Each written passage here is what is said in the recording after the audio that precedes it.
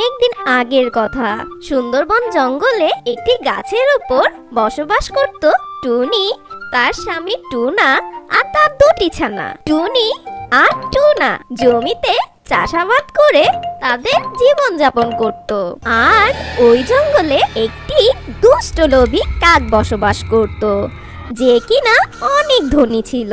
ও সব পাখিদের জমি ধোকা দিয়ে নিজের নামে করে নিত। ওই কাকের সাথে থাকতো দুটি মাস্তান কাক। যদি কোনো পাখি তার জমি দিতে বিরোধ করত, তাকে উঁচু পাহাড় থেকে ধাক্কা দিয়ে ফেলে দিত। একদিন টুনা আর টুনি তাদের জমিতে কাজ করছিল। ঠিক তখনই কাক আর তার কিছু সঙ্গীদের নিয়ে টুনার জমিতে চলে আসে আর এসে টুনাকে বলে, এই টোনা, তোর এই জমিটা আমার নামে লিখে দে। এর বদলে আমি তো সব ঋণ মাফ করে দেব।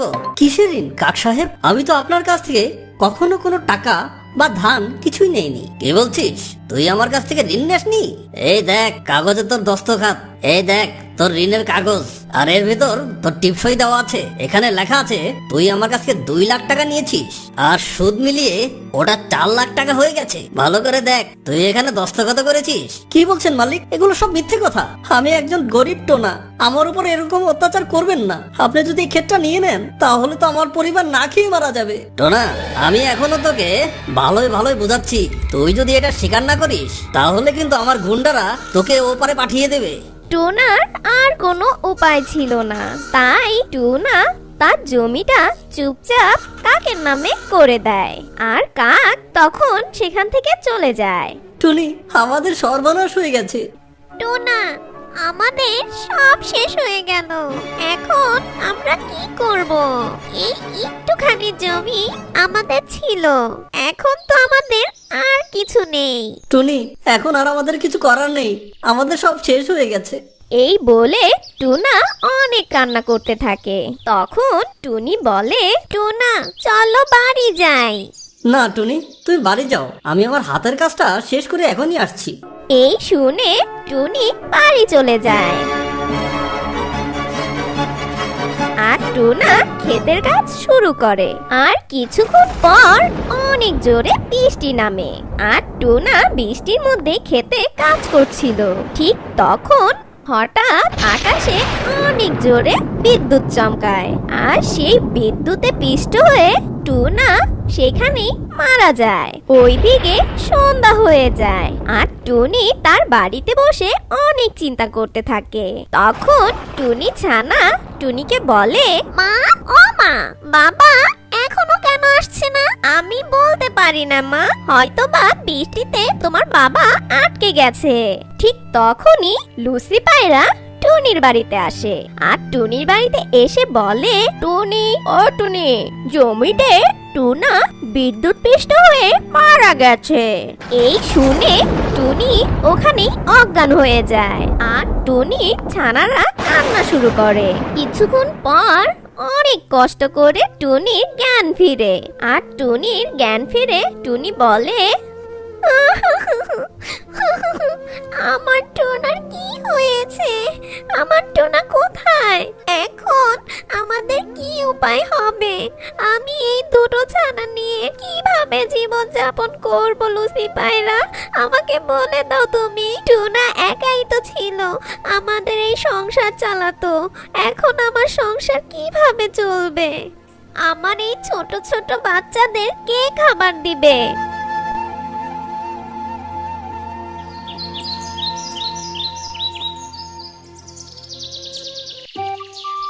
আর এভাবে বেশ কিছুদিন কেটে যায়। একদিন টুনি আর তার দুটি ছানা বাড়ির মধ্যে বসেছিল।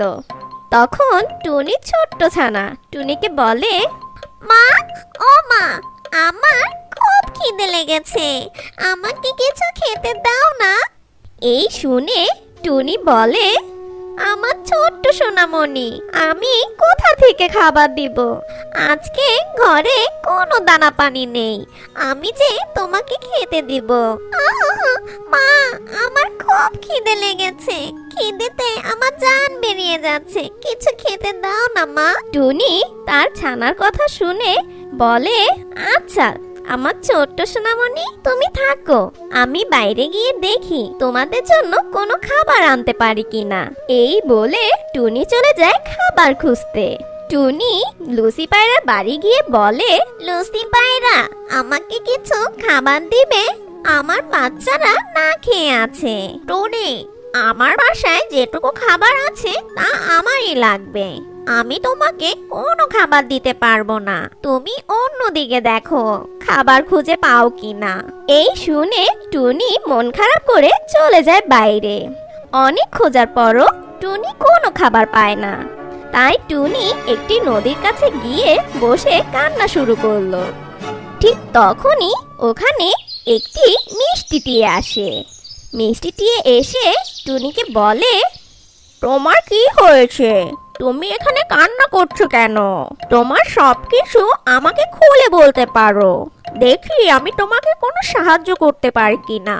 আর টুনি তখন তার সবকিছু খুলে বলে মিষ্টি টিয়েকে। এই শুনে মিষ্টি টিয়ে টুনিকে বলে, শোনো টুনি, এই ঝোলাটা নাও।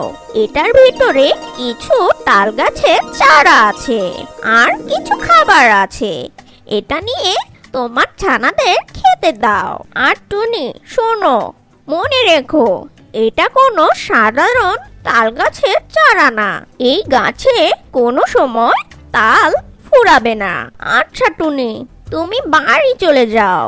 এই বলে টিয়া সেখান থেকে চলে যায়।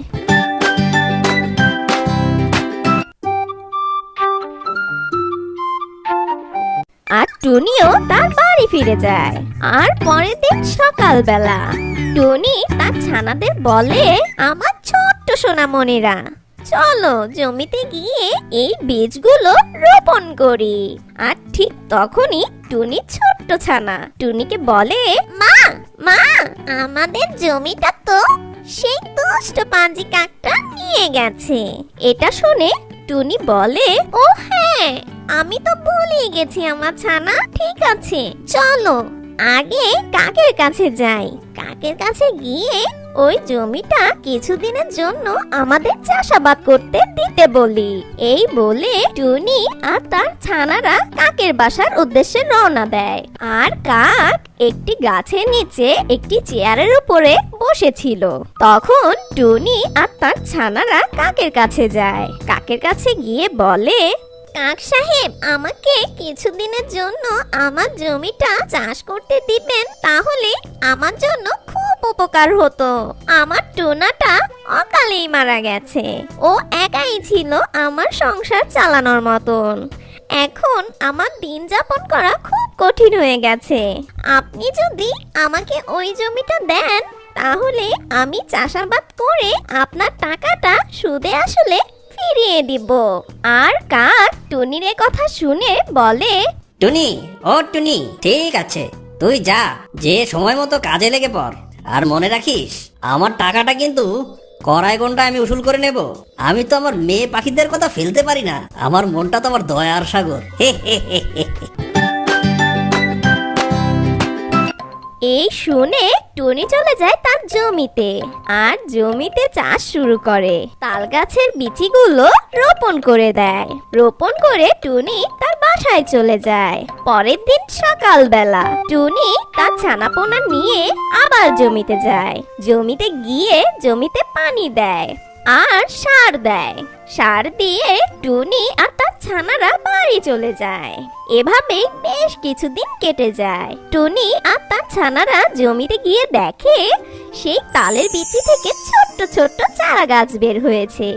এই দেখে টুনি ছোট্ট ছানা অনেক খুশি হয়। মা, ও মা, দেখেছো, আমাদের জমিতে তাল গাছ হয়েছে। কি মজা, কি মজা। এই বলে টুনি আর তার ছানাপোনা বাড়ি চলে যায়। বেশ কিছুদিন পর টুনি আর তার ছানাপোনা দেখে তাল গাছে অনেক তাল হয়েছে। এই দেখে টুনি ছানা টুনিকে বলে, মা, ও মা, আমাদের জমিতে অনেক তাল হয়েছে। চলো এই তালগুলো আমরা বাজারে বিক্রি করি। হ্যাঁ, আমার ছোট্ট ছানা, চলো এখনই তালগুলো নিয়ে যাই। এই বলে টুনি গাছে থেকে সেই তালগুলো পাড়তে থাকে আর সেই তালগুলো নিয়ে বাজারে চলে যায়। বাজারে গিয়ে টুনি সেই তালগুলো বিক্রি করে দেয়। বিক্রি করে টুনি অনেক টাকা পায়। আর সেই টাকাগুলো নিয়ে টুনি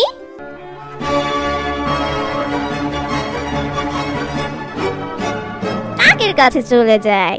কাকের কাছে গিয়ে কাককে তার টাকাগুলো ফিরিয়ে দেয়।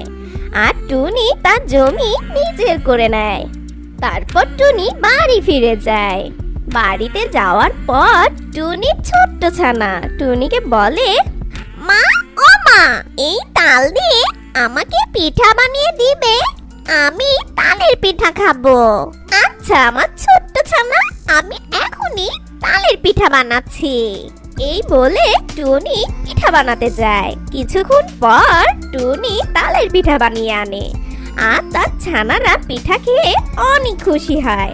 আর টুনি ছোট্ট ছানা টুনিকে বলে, মা ও মা, তালের পিঠা অনেক মজা হয়েছে, চলো আমরা একটা পিঠার দোকান দেই, আমাদের তালের পিঠা অনেক চলবে। তুমি দেখো মা, তোমার পিঠা অনেক মজা হয়েছে।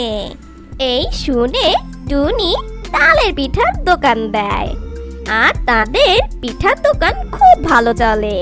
আর এভাবেই টুনির জীবন অনেক সুন্দরভাবে কেটে যায়।